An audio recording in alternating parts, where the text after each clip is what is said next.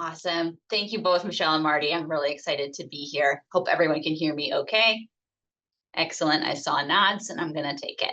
So I'm Olivia. I'm an infection doctor and I specialize in infections that affect transplant patients, but I'm also an ethicist. And so you're actually not going to get a lot of useful advice for your day-to-day life today, but we are going to go through what I think have been some really interesting stories in the news and topics in transplant ethics. And so I love to see that this audience is very curious and hopefully interested to hear about some of these things.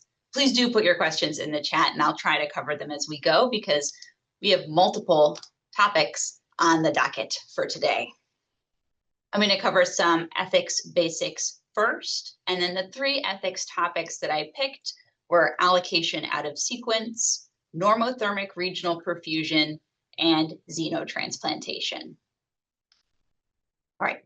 So there are a lot of places that you can look for general information about transplant ethics, but I just finished this like a week or two ago. So if you wanted to look for something relatively recent that involves me, the International Society of Heart and Lung Transplantation recently published their newest statement on transplant ethics. It's very similar to statements from other groups like the Transplantation Society or the American Society of Transplantation, or from the Organ Procurement and Transplantation Network, which is currently UNOS.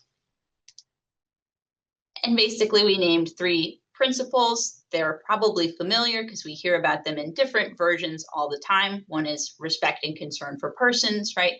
Some of the things that fall in this category is that we want organ donation to be voluntary, free from coercion. We want to take care of patients prior to their death and have that care be completely separate from decisions about donation. We don't want to be selling or exchanging organs. Collective good and net utility. This is where we want to use organs to achieve the greatest possible good. We only want to consider medical goods here, and we're not judging people based on social value or social status. And then justice. We want organ transplantation systems to be fair. We want to take extra good care of the people who are sickest first, and we want transplants to be free from discrimination. And some general dilemmas emerge with this three values, right? Sometimes there are conflicts in between respecting persons and maximizing utility, sometimes in between maximizing utility and ensuring fairness or justice. And then another big set of conflicts are the fact that all of these nice ethical values exist in a not so perfect world, right? And so sometimes the question is not really about what's the most ethical way to balance these values. It's about how are we going to realize these values in a situation where we're dealing with either limited resources or emerging technology or uncertainty about the future, or even just human foibles like fatigue. So in general, to maximize the net utility or net benefit from transplants, or to save, for example, the most years of life, it might actually call for things that infringe on people's dignity and autonomy, or things that are unfair. We don't necessarily want to do that.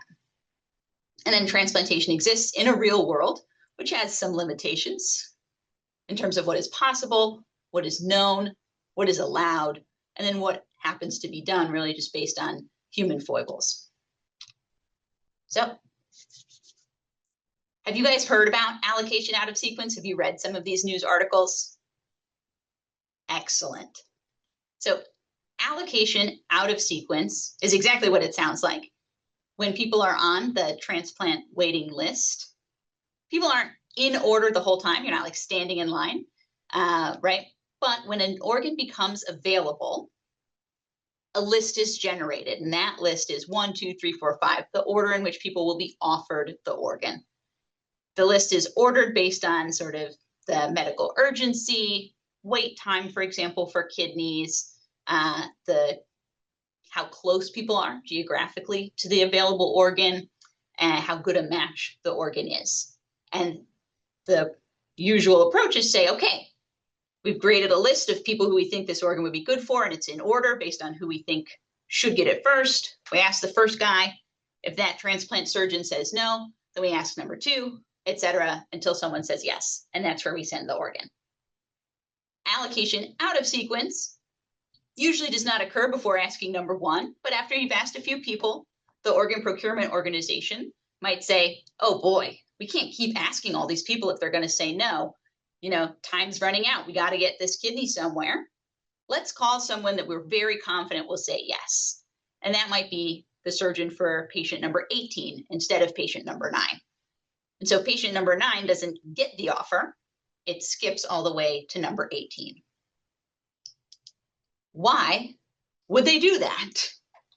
There actually have been a lot of regulatory reasons for people to start or increase using allocation out of sequence. In 2020, the CMS, Centers for Medicare and Medicaid Services, made new requirements for these organ procurement organizations. And the requirements are based on the number of organs that they procure and the number of organs that they transplant. And that actually also came out of news stories. So this is this news story from 2020. This is Tanya Ingram, who is a kidney transplant candidate who'd been waiting for a transplant and who died on the waiting list because there were not enough organs available. And so there was a big push to motivate organ procurement organizations to do a better job of procuring more organs and making it possible for more organs to be transplanted. Right? So poor performance and a lack of accountability. This is referring to the organ procurement organizations. So they got regulated and they said, now we care about the number of organs you procure. And so they said, fine, we will procure more. And more of the organs that they procured are in these higher risk categories, right?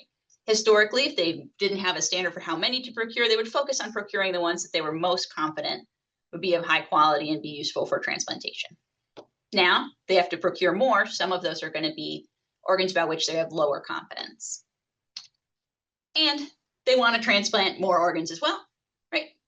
So in order to make sure these organs are getting transplanted, boom, boom, boom, more of them are being transplanted out of sequence. Another change that was happening at the same time is the OPTN reformed the allocation system to make it easier to share organs across long distances. So it used to be that if you had an organ available in California, it would only go to someone in these 4 or 5 purple states in that region. After these reforms, organs could be shared as far away as across the country. And so OPTN, or the OPO, was running into situations where there's a kidney available in California. They've asked folks nearby on the waiting list, and now they're down to person number 9. But person number 9 is all the way in New York. And they're thinking, oh, I don't want to try to send this kidney all the way to New York. What if it doesn't get used over there? Then I'm going to lose my kidney. Why don't I skip ahead to the next person who's nearby, California?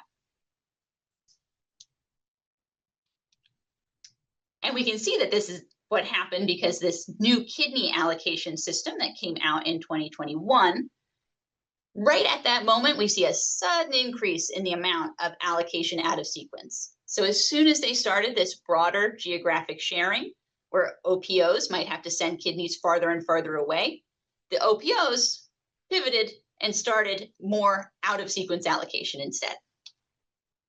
And they did it especially often for kidneys that they thought might be of lower quality or of a higher risk of failure. So this KDPI tells us the risk that the kidney might not be healthy or successful in the recipient, and a high KDPI kidney is a risky one, right? They're not confident it will work. Those are the ones they were most likely to do allocation out of sequence. But unfortunately, we also noticed that as we use more allocation out of sequence, the people who were getting these kidneys tended to be people who already had higher levels of advantage, people who had higher education or were wealthier or were more likely to be white. And it made the news. So this was a big splash in the New York Times. They said organ transplant system is in chaos as the waiting lists are ignored, which I think was an intense way of wording it, but clearly pointing out that some patients are being disadvantaged by allocation out of sequence. And it turns out that allocation out of sequence led to more patients, especially who were white, getting transplants compared to patients who were not. And the idea of allocation out of sequence, or the argument for it, was in part, we have to do this in order to be able to use these organs, right? Otherwise, we run the risk of them being discarded. But it turned out that the rate of discarding organs was also going up, even with allocation out of sequence going up. And we don't actually know from this if allocation out of sequence is preventing organ discard. Because what's not on this graph is the fact that the number of organs procured is also going way up, right? And the level of risk attached to those organs is also going way up. All of these things are being pushed up by the OPO reforms and by the geographic sharing. So up, up, up, which means more of those we would expect to be discarded, right? Because we know the quality is lower. We know more of them are just being picked up no matter what. So it's not clear if this huge jump in allocation out of sequence is helping to blunt a rise in organ discard or if it's completely pointless. So what's at stake here? There's a justice issue. I think it's pretty easy to recognize that there may be a fairness problem. The main fairness issue that people notice first is the procedural justice, right? So everybody should be playing by the same rules, right? That's the procedure. And if different people are experiencing different rules of the game, right? Some people are just getting skipped in the line. Cutting the line is a violation of procedural justice. And then the result also seems to create a problem with distributive justice. So we see the result of allocation out of sequence means that different people are getting these organs than otherwise would have. And so now we're saying maybe this way of distributing the organs is no longer fair because it's created a totally different set of advantages from what we were aiming for. The argument in defense of allocation out of sequence is mostly based on utility, right? More organs are being transplanted and higher risk organs are being transplanted. Maybe we're getting more bang in terms of number of transplants for our buck. And then I think some of the biggest problems is that this is mashed into a real world. And the truth is, it is very difficult to set sort of regulations or rules that will motivate a business like an organ procurement organization to do both justice and utility, right? For a while, they were just sort of doing what they were doing, and they said, nope, we want you to get more organs. They're like, you want more, we will get you more. But all of a sudden, as they were getting more, we looked at them and said, you're getting more in a fair way. And they're like, you told us to do more. You didn't tell us to do fair. It is very hard to create a rule that gets them to do both. And then I think there's good reason to worry, especially with how these news articles are presenting this problem, that allocation out of sequence is going to undermine public trust in how the transplant system works. It's one of my big worries across the board, right? Each of these problems, I think, is a little bit of a threat to our public image as an enterprise that's motivated by collective good and by helping people be healthy. All right. Great. Okay, John, my new favorite audience member. Everyone else can try to compete with John. The word utility does appear in the principles. You're right. So this is very much a utilitarian mindset. And I like to separate all the other concepts of like good or value out from this utilitarian utility. So organ transplantation does talk a lot about basically utilitarianism, the greatest good for the greatest number. Different types of utilitarianism have to set a different definition for good, right? So some philosophers have said, we want to maximize happiness. Some want to maximize life. Some want to maximize health. In transplantation, we're usually saying we want to maximize some kind of like quality adjusted life years is the unit that we usually talk about for utility. But utility by itself is kind of a mean and uncool, in my opinion, ethical theory, because it gets rid of so many other things that I think are important. Justice, deontology, which is kind of the like rules-based order or duty or responsibility. Professional ethics often includes a lot of deontology, right? Like as a doctor, I have to care for my patients. Virtue ethics, my personal favorite, actually, John, and I think we're missing a lot of it in medicine and transplantation. But virtue ethics talks about the good conduct and good character of decision makers. So I think utility is a huge part of transplantation. We often list it first and talk about it first. and then just pick away at the margins and say, like, you can have a lot of utility, but please try to be fair. You can have a lot of utility, but like, please try to be kind. You can have a lot of utility, but please try to be respectful. I would love to see it framed very differently in general. Okay. So what are they going to do about it? Very exciting news. They've created a work group, and you'll discover as we go through the talk that they've actually created quite a few of these. So HRSA and the OPTN have worked together to create an allocation out of sequence work group. What they've accomplished so far is they've made standardized definitions of allocation out of sequence. In fact, I used their slide to show you that picture in the beginning. They are going to create some policy proposals, but it's not clear what those policy proposals will be. In the meantime, though, they have made it possible to track allocation out of sequence by the different organ procurement organizations. So you could visit their dashboard and even look at Infinite Legacy, for example, our Maryland organ procurement organization, and see the rate of allocation out of sequence from Infinite Legacy and also the rate of organ non-utilization. And then they have updated how they ask these OPOs to report allocation compliance, and they have set these new sort of template reports that need to be filled out. You can find the template reports actually on this site as well. I think that the future of allocation out of sequence probably will not be elimination of the practice entirely. There will probably be some situations where, as an alternative to not using the organ, allocation out of sequence is pursued.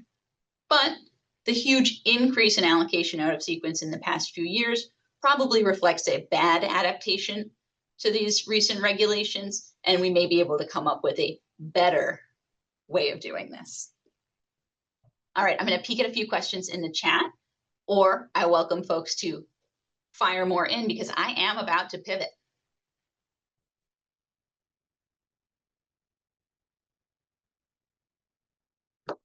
Ahaha, great. In fact, I am about to pivot to donation after circulatory death. So maybe I'll do it just for you, Joey, okay? All right. And not just donation after circulatory death, but normothermic regional perfusion. And I'm quite excited about this one because we get to start with my favorite question, very important in transplantation: who is dead? So in the United States, in most states, including Maryland, we determine who is dead based on this Uniform Determination of Death Act. And there are two ways to be dead. One is the irreversible cessation of circulatory and respiratory function, and the other is the irreversible cessation of all functions of the entire brain, including the brainstem. So a uniform law is created by this sort of uniform laws organization, but it is not a federal law. These are state laws. The uniform laws are supposed to be adopted by all the states, and this has been adopted by most, but not all states in the United States. And then it's not a definition act, it's a determination act. And so they explain how to determine this, and they say, do it in accordance with accepted medical standards. The end. Done. All right. So the UDDA and the other state laws that explain how to determine death tell us who is legally dead, right? And this death is actually a legal construct, right? Someone had to write it down to explain to you who is and isn't dead. And the idea here is that it's very important to know who is dead under the law. People who are alive and people who are dead have very different rights. They have very different responsibilities. For example, the dead do not pay taxes. You can only tell if someone's committed murder if you can figure out if people are dead. So it's very important to have a recognizable and well understood definition of death under the law. But this definition and the procedures for verifying death actually differ across jurisdictions. So not all of the states are using the same definition. Certainly not all countries around the world are using these same definitions. And it's changed over time. And so it makes me think that possibly this legal definition of death does not necessarily tell us who is medically or scientifically dead. And it definitely, I think, doesn't tell us who is sort of spiritually or morally or in someone's religious sense dead, right? That stuff is separate and different from the law. We try to make them closely approximate each other, but the law is really there to nitpick so that we can figure this out for practical purposes only. I like to tell people the law has loopholes and technicalities, ethics does not. right? You can figure out ethics on a case-by-case basis every single time. There's no loopholes, there's no tricks. If you're using a loophole to solve it, then you're probably doing the law and not ethics.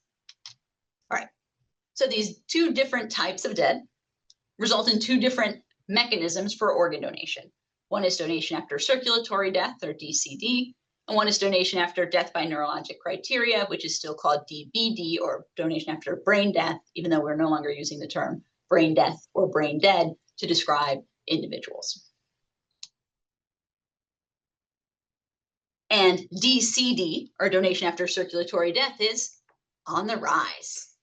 This is another way that we're increasing the number of organs available for transplantation.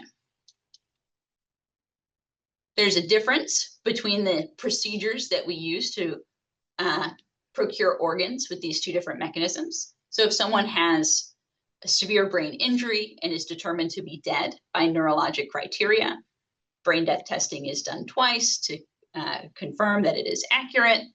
The family may be approached about organ donation, and if they consent, the organs can be retrieved from the donor while the donor's body is still connected to an artificial breathing machine, right? And so blood is actually still pumping through the body, and air is still pumping in and out of the lungs using this machine. And so the organs may remain pretty healthy or pretty intact while this evaluation is happening, even though the person is dead by neurologic criteria. For death by circulatory criteria, organ donation usually happens in this sort of controlled fashion, which means the patient is evaluated while they are living, but is determined to have a very poor prognosis. They will not survive without remaining connected to these artificial support machines, but they are currently alive. They may not participate in the decision-making process. Often these patients are unconscious. They have an extremely poor prognosis and are not able to weigh in. So their past wishes and the wishes of their family are used to determine if they might be an organ donor. If they are an organ donor, either they've previously said it or their family agrees, they may have the ability to disconnect the artificial support machines. We expect that the patient will die as a result of being disconnected from those machines. Once the person is dead because the machines are disconnected, we wait for a pre-specified amount of time. In most jurisdictions, it's about 5 minutes. Reassess to ensure that there's been no return of any functions and that the patient is indeed dead. Once that determination is made, then organs can be retrieved from the body. But during this period, under kind of the red bar, when the artificial support machines have been removed and the person is dying or is being observed after dying to confirm that the assessment is correct, the organs are not receiving any blood flow or oxygen, and there's damage to the organs that may make them less likely to be successful in a transplant recipient, which is why they have added this step of normothermic regional perfusion, or NRP. NRP is started after the observation period. So a person's heart has stopped beating and circulation has stopped. They're determined to be dead. An observation period of several minutes occurs and the determination is confirmed. And that is when NRP might start. NRP is kind of like a heart-lung bypass. They put in catheters to push blood through the body to kind of have the circulation going again, right? Because we said the big problem here is that because the circulation has stopped, the organs are not getting blood and oxygen. They restart using an external pump, not the person's heart, because the heart is not beating. And this gives the organs an opportunity to potentially recover a little bit from the shock of losing blood flow. It gives doctors an opportunity to assess if the organs are functioning well now that blood flow is back. And it gives more time for the surgical team to remove the organs to use them for transplantation slowly, because they no longer have to rush to quickly get them off to the next stop before they decay and become less and less usable. There are two different ways to hook up these pumps. So sometimes it's hooked up just in the lower part of the body, and the only organs that are procured in this situation are abdominal organs like the liver and the kidneys. Sometimes the pump is attached in the chest, and so there's an incision in the middle of the chest that's used to put the connecting tubes for the pump in right next to the heart. That makes it possible to also use the heart and the lungs from this donor. It's been a very big deal in heart transplantation because it used to be difficult or almost impossible to use a heart from a donor who had died by circulatory criteria because there would be too much injury or damage to the heart from no blood flow. There's something else in this picture, though, that I would like y'all to notice, and it's these little guys, these little scissor-looking guys. These are clamps. So these are surgical instruments that are placed in the body to prevent the blood from flowing to the arms when the circuit is pumping blood through the body. We don't need to pump blood through the arms for this purpose. We're not procuring arms, right? We only need to pump blood through the organs that we're going to procure for the transplants. But it also prevents blood from flowing to the brain. And this is what is really, I'm going to use the term because it's in the article, creeped people out about normothermic regional perfusion, is that the doctors, in order to procure the organs, first go in and clamp the blood vessels to the brain. There have been hand transplants, Kelly, you're right. Those usually are coming from donation after death by neurologic criteria because the viability of the hand transplant, I think, is better in that situation. All right, so why would they be doing this creepy stuff? It does work, right? So NRP has increased the number of organs available, and when those organs are used, they're more likely to function. Now, these are not the most impressive graphs in the universe, but if there are transplant patients and family members in the audience, I think we'd all agree that if there's a 5 or 10% difference in the likelihood of my new kidney working, I'll take it, right? And there's a bigger difference, almost 20% difference in the likelihood of a new kidney working quickly so that you don't need to use dialysis after your transplant. So there are more organs available. It restores some of the organ function. We can actually monitor the function of the organ in the donor's body before we remove it and transplant it to the recipient. So we have a better idea which organs are likely to work well. And there are better outcomes for these recipients. And this is especially true for recipients who are at higher risk. So older recipients or recipients who are unlikely to find a suitable match are the ones who benefit the most from organs procured using NRP. But it made the news for being very spooky. And I particularly like that NPR did a piece on NRP because I think that sounds very silly. But this New York Times heading kind of says it. First, surgeons cut off blood flow to the brain. One called it creepy. It wasn't Dr. Moazami. He did not call it creepy. First of all, we don't like to refer to procuring organs from our donors as harvesting. That's a little bit depersonalizing. I think it is disrespectful.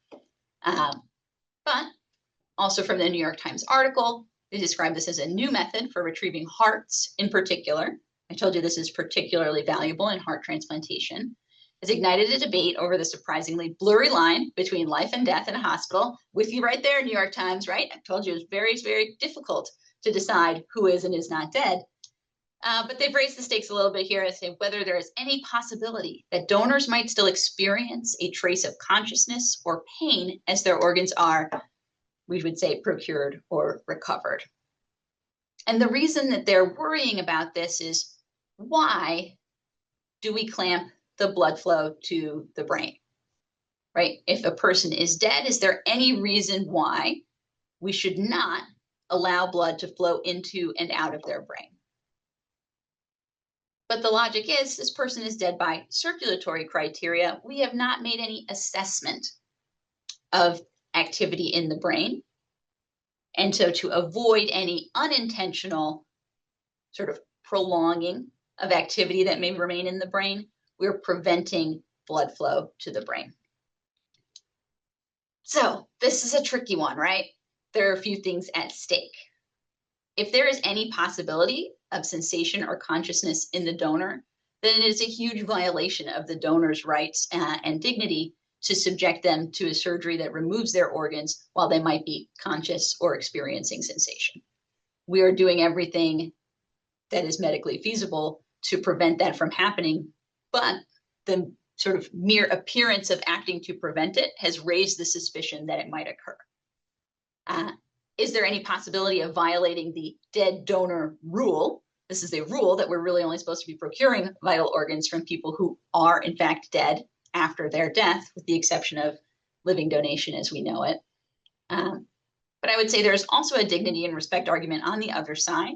NRP may increase the likelihood of honoring a donor's pre-mortem wishes to be a donor and to help others after their death. There's, of course, our favorite transplant utility. More organs are being transplanted. There are better transplant outcomes, and especially for those who are at higher risk, great for utility because there's a bigger delta. Also good for justice, right? We talked about how some forms of justice, we want to help the sickest first, or really better those who are the most disadvantaged first. And then, of course, NRP is running into most of its trouble, I think, in the real world, which unfortunately we all live there. So is NRP really compatible with our legal definition of death? So far, legal scholars and sort of political leadership seem to think so, right? We're continuing to use NRP and we're building up the policies around NRP to ensure that it's well understood and applied in the best possible way. Is NRP compatible with accepted moral or spiritual understandings of death? And this could be different for every person, right? The legal definition of death has to be the same for everybody. We all play by the same rules there. But people's moral or spiritual understanding of death, or the sort of meaning of their life, or the transition from life to death, can be very different. And then, does NRP undermine the public trust? And certainly if we're publishing articles saying that it's creepy, I believe we are in danger of undermining public trust there. All right.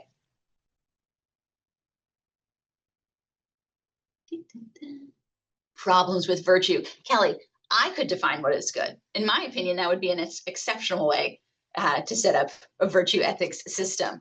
Most definitions of virtue are kind of derived from Aristotle, the original virtue ethicist, and the overarching system that Aristotle is using to define virtue is basically moderation, right? He's the happy medium guy.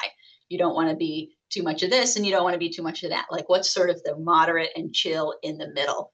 And a classic example is you don't want to be a coward, right? But you don't want to be reckless. So courage is something that exists between cowardice and recklessness. But all kinds of virtues can be sort of parsed out with this idea of moderation. And I, for the most part, think that that is valuable. But as we know from, for example, politics or other disciplines that talk about moderation, what appears to be the middle can move over time.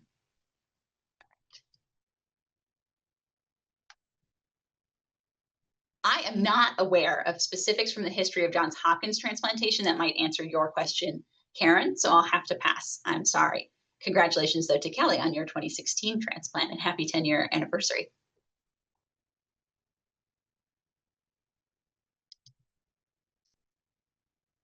All right. Who is ready for Xeno? Oh, great. Let's first solve, obviously, NRP with HRSA and the OPTN's favorite move, a work group. So in addition to their allocation out of sequence work group, they have an NRP work group. It's a little bit less far along, but they're working on safety recommendations, and they're focused on this problem of preventing unintentional reperfusion of the brain. I'm in support of this general idea. I think there's no reason not to prevent unintentional reperfusion of the brain. We should be doing everything that we can to ensure that the sort of donor and donor family experience is as good as it can possibly be. And that's the priority of this working group as well. So they want to ensure respect toward donors and families and towards the donor family experience. All right. So the previous two topics are topics that I think are increasingly common. And from my perspective, as someone who's a transplant health professional, pretty understandable in the field of transplantation, even though they raise ethics problems. And they've been in the news a little bit sensationalized and problematized by the news, right? They're intentionally pointing out these problems to raise awareness and facilitate an ongoing dialogue. I would say xenotransplantation is a little bit the opposite. I think the news about xeno has been quite glowing, but on the inside, I have some reservations. They may not be the reservations you're expecting though, so let's dive in. What is xenotransplantation? You guys might know it. This is animal organs into people. All right, so how this is being done right now. We're using pigs. These are genetically modified embryos, little cells in petri dishes. They use little tiny needles, kind of like for IVF, if you've ever seen the cool little videos of them doing that. They're genetically modified using the technology CRISPR, which is recently awarded a Nobel Prize in the sciences. These cloned embryos are placed in surrogates who give birth to these pig clones. So the xenotransplant organs are all coming from cloned pigs. Those pigs are being raised in what's called a designated pathogen-free environment, and they're undergoing continuous evaluation of their health and sort of suitability as a future source animal. We'll occasionally call them donors, although I think probably that's not accurate, right? Because the pig is probably not donating voluntarily its organs to source animal. The pigs are anesthetized and undergo surgery. Their organs are removed, placed into either static cold, where they just drop it in ice, or connected to one of those heart pumps. Do you ever see the pump in a box or whatever, heart in a box on Grey's Anatomy? And transported for the recipient, and the animal is euthanized. So unlike human donors, these source animals have their organs procured while they are alive. It's better for the sort of health and integrity of the organ. They are under anesthesia, so they are not conscious or sensate, and they are euthanized at the end of the procedure. I think this was a common misconception, actually, especially for kidney xenotransplantation. The animals are not then closed and awakened. They are euthanized. All right, so a couple of other tidbits here. The specific sets of genetic modifications that these animals have are proprietary. So there are a few different companies that are producing these pigs, all using the same general flow, but with slightly different genetic modifications. So they each have their own proprietary pig. If they want to change those modifications a little bit, they say, oh, we think this gene would be better this way or that way. It gets reviewed by the FDA as a separate new innovation. So they basically start over at zero. It's a little bit of a disincentive to make marginal or incremental changes to the genetic makeup of these special pigs. The point of these genetic modifications is to decrease the likelihood that the organ is rejected or damaged when it's transplanted into the human recipient.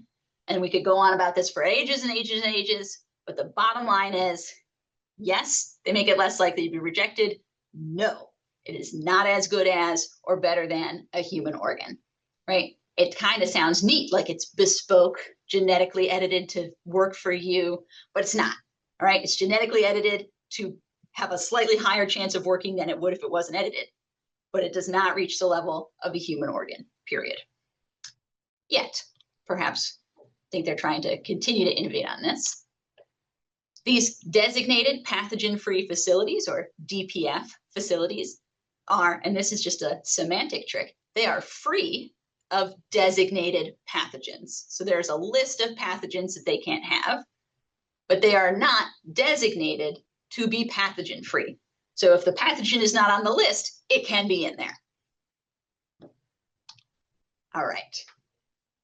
This is our contemporary experience with xenotransplantation. Xeno has actually been going on for many decades, probably over 100 years at this point. But these genetically modified pig organs have been used in, now I'm going to guess, about 2 handfuls of humans in the modern era. So you may recognize some of these faces because, of course, they've been in the news. We have David Bennett and Lawrence Fawcett, who are heart transplant recipients at the University of Maryland, Richard Slayman and Lisa Pisano, Tawana Looney, Tim Andrews, and Tim Andrews, I think, was approaching a record with his kidney that was transplanted at Mass General before it needed to be explanted because of kidney failure. And he went on to receive a human kidney transplant after that, which I think does represent a success story. And then Bill Stewart, MGH really tried to trick me up by transplanting 2 dudes with 2 first names. They have also released the name of another recipient at MGH, which is Molly Falco, and I believe there are other unnamed recipients who are either still in the early post-transplant period or in the post-transplant evaluation process and have not been made public. And why do we do it?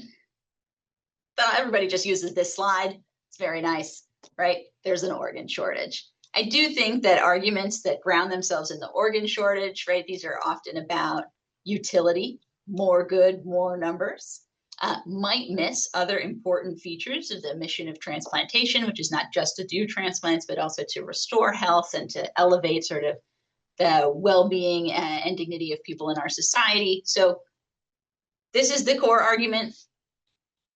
It's a little bit of a quickie, might be too easy. So why do it with pigs? Pig organs are similar in size and anatomy to human organs. Pigs, very conveniently for the sort of supply chain, have litters of multiple offspring that reach maturity and suitable size for transplantation pretty quickly.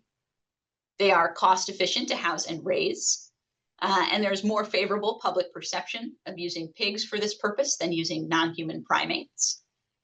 And the genetic distance between humans and pigs, we're a little less similar to pigs genetically than we are to chimpanzees, for example, actually decreases the likelihood of infectious diseases crossing between the two. Because we're very worried about infectious diseases here. There are a lot of infections that can get both chimpanzees and people because we're so similar that infections adapted to us are also adapted to them. There are far fewer diseases, although certainly not none, that can get both pigs and people. So what's at stake here? Literally everything. We couldn't possibly have covered all of the ethics issues in xenotransplantation in even 1 hour, and I only gave it about 15, 20 minutes. But I like to break them up by P's because there are so many P's here. So there are ethical issues that affect these pigs, right? The welfare of the animals and their ethical treatment and ethical use of animals to promote human health is a huge ethics topic. There are also ethics issues that affect these patients. Patients who are evaluated for or undergo this procedure may have risks to their safety, to their autonomy or ability to make a fully informed choice about what they want. This is a ton of information and a lot of uncertainty. It's hard for people to make a well-informed decision. They may also experience unfairness, right? Who should be selected or should not be selected to have this opportunity or to bear this burden of participating in early experimental xenotransplantation. I think there are major ethics issues affecting the professionals that are involved, including me, right? So what constitutes ethical conduct on the part of researchers and other professionals who interface with experimental xenotransplantation? And this is where I think, John, that virtue ethics actually could play an enormous role. Often we judge the ethics of research as if the researcher themselves is not involved. We say, is it safe or not safe? Are the procedures being followed or not followed? But the researcher himself is sort of invisible to that. I think that there's a real need to apply virtue ethics in research to make sure that researchers have sort of virtuous or reasonable motivations and proper humility about their ability to sort of achieve these ambitious visions that mostly impact patients, right? There are a lot of policy issues at stake here too. How is xenotransplantation going to be integrated with existing organ allocation systems?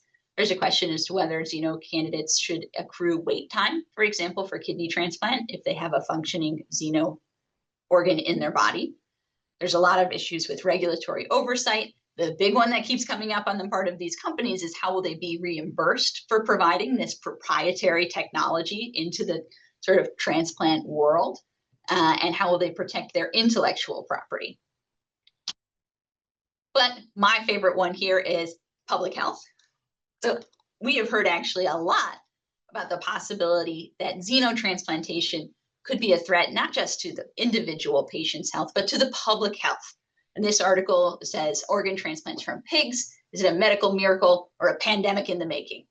And although I'm not exactly enthusiastic about xenotransplant taking over in the next couple of years, I do want to make the case that it might not be a pandemic in the making. You may also have seen one of these articles talking about the detection of a pig virus in Mr. Bennett, the first heart transplant recipient. And that virus is porcine cytomegalovirus. And for the transplant patients and family members on the call, you may know human CMV cytomegalovirus. I'm sorry, that sucks. Not a fan personally, but porcine cytomegalovirus is not the same. It's actually not even that close to human CMV. It's kind of a different thing. The first and most important thing to know is that it can't spread into human cells. So it can't go into a human cell and copy itself and do virus stuff. Just can't do it. It can only copy itself inside of pig cells. But in a person with a xenotransplant, there are pig cells in there, right? There's a whole pig heart or a whole pig kidney. So the porcine CMV could be copying itself in those cells. And as it does that, it can damage them, right? So if it is a heart, for example, it can lead to damage to the heart. Even if it doesn't go around and damage the liver or the kidneys or whatever else, it's damaging the one organ that we might be most worried about, the one that came from the pig. As it's doing that, it can trigger the human immune system to attack the damaged organ, right? So your immune system doesn't just fight bacteria and viruses, it also picks up on damage in your body, and it can go and try to clean that up. But if it goes and tries to clean up a damaged pig organ, it might say, oh my God, we got to clean this whole thing out, right? This is not at all what we thought was supposed to be here. And so you can have accelerated rejection. And then while the virus is copying itself, it makes proteins that are used to build the virus, but these proteins can also go into the blood and circulate around the body. And the proteins, even though they're not a whole virus, can cause inflammation and blood clotting. And so even though this virus could not infect your human cells, if there is a xenograft in the body with porcine cytomegalovirus, it can cause a lot of trouble. The way that they are managing this is to try to eliminate porcine cytomegalovirus from the donor pool, from the source animal pool, I should say. So you guys may know some donors, human donors, don't have human CMV. And so they don't pass human CMV from the donor to the recipient. But many human donors do have it. Humans are allowed to reproduce and grow up and move around and swap spit pretty much wherever they want. These pigs, on the other hand, their behavior can be pretty tightly regulated. And so the goal is to develop these sort of breeding groups of these pigs where no pig will have porcine CMV. And so there's no opportunity for the source animals to acquire this virus. So far, I think that is becoming successful. We have this one case where porcine CMV was passed on with the pig heart to Mr. Bennett, but it's not happened in any of the other cases. And I'm optimistic that we will not need to fear this menace going forward. Unfortunately, xenotransplant recipients can still get human CMV because they are otherwise full of human cells. So, and that actually is my biggest concern. Xenotransplant recipients are going to be more broadly and more deeply immunosuppressed than allotransplant recipients. So those of you that have had a human organ transplant are probably taking medications to suppress your immune system. A xenotransplant recipient takes many more of these medications at higher doses for longer periods of time, and they are overall at much greater danger of developing infections from dirty, filthy humans such as myself, who come into their orbit and expose them to pathogens, than they are at any danger from pathogens coming from pigs. And so when we think about keeping these patients safe, sometimes we hear people talk about protecting others from these patients. Things like, oh my gosh, we don't want them to spread infections to other people. They should be very careful. They need to be in these isolation environments. We should only have to see them if we give permission. We should be tested to see if they're giving us viruses. I actually don't think that that is the case. I think we should be spending all of our time and energy protecting them from us. Bye. All right. And then the last thing I hear people worry about are these unknown unknowns. But are there unknown unknowns? Probably, right? We wouldn't know. I still think that the greatest risk from xenotransplantation are the risks to the recipients.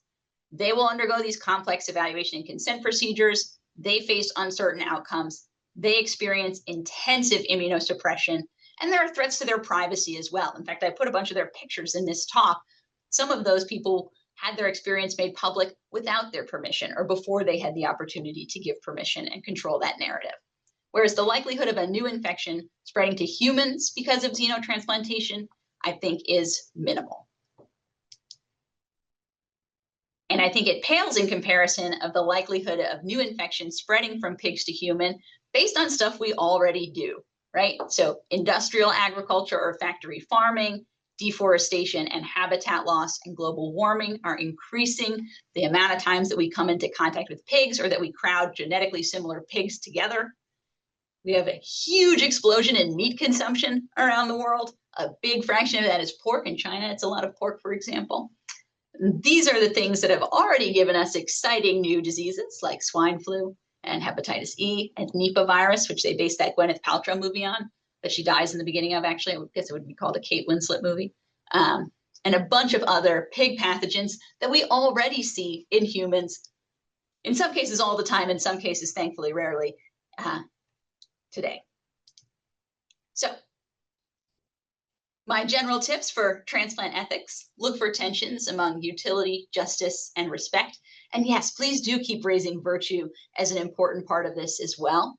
Look for interactions with an imperfect world. We live in one.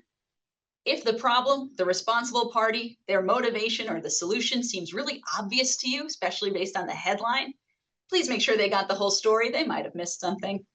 And the flip side, if it sounds too good to be true, if you think pig kidneys are coming out next week, make sure they got the whole story too, because it might not be ready for prime time. And then my last piece of advice is transplantation is much better and more ethical with all of your input. And one of the ways you can give input is through the public comment process for HRSA and the OPTN. This comes out quarterly, so there are not policies out now for public comment, but you can go to their website, see their new policy proposals, see a video summary, a written summary, or read the full policy and give your comments of almost any length. I also find it really fun to read other people's comments because I learned something new and interesting from all of those. All right. Thank you guys for listening to me. I'm sorry if I haven't gotten to all of the questions, but let me see if I can't take a quick look and find anything else exciting. CMV is no fun. Couldn't agree more with that one. I do not know that there are genetic issues in the pig, so I'm hearing akin to aortopathy. That kind of reminds me of like collagen vascular diseases or Marfan syndrome. These are conditions that make the blood vessels sort of stretchier or floppier. I am not aware of any of those conditions in pigs, and I would guess that the very tightly regulated sort of pig clones here are unlikely to have those problems. And if they do, it's a problem in every pig, and so it should be discovered quickly and the board swept clean.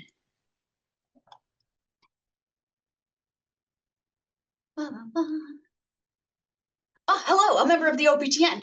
Excellent. I've been trying to get in, you know that? I want to be on the ethics committee, but there are so many cool people in Region 2 that I got to wait my turn.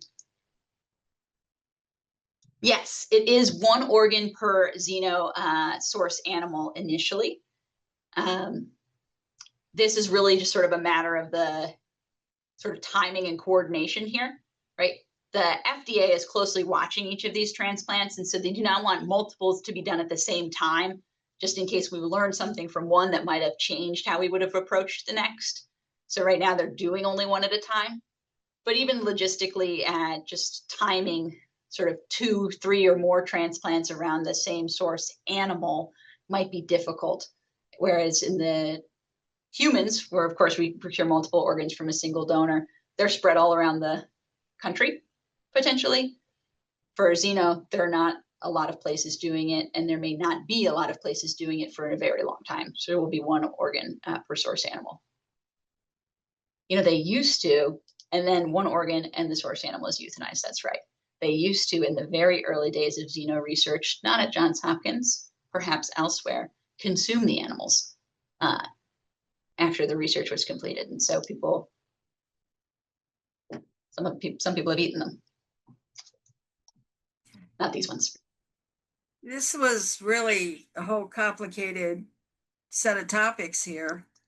And I think it was excellent. I think you made a lot of things clearer and pointed out a lot of things that are going on. So we really do appreciate it. The whole transplant thing to me is still a mystery. So I just am glad people understand it better than me. And they make it happen because I've had a husband here for almost another 17 years. So it's all a good thing to me. Well, it was really nice to talk to everybody. I really appreciate your audience. You guys have been fantastic. There's no possible way to cover all of transplant ethics in hopefully a lifetime because I'm trying to spend my whole life doing it, but certainly not an hour. So perhaps I'll get to see y'all again. And Dr. Kate, I wanted to thank you again, and I wanted to thank all our members and guests for attending today. We love to see your smiling faces. We want to remind you to check out our events page on our website for advance notices of future meetings. And on our website at www.triomaryland.org, you will find all our past meetings are posted on our YouTube channel for viewing convenience. So just wanted to say thank you again, Doctor. And goodbye, everyone, for until we see you again, and have a great weekend.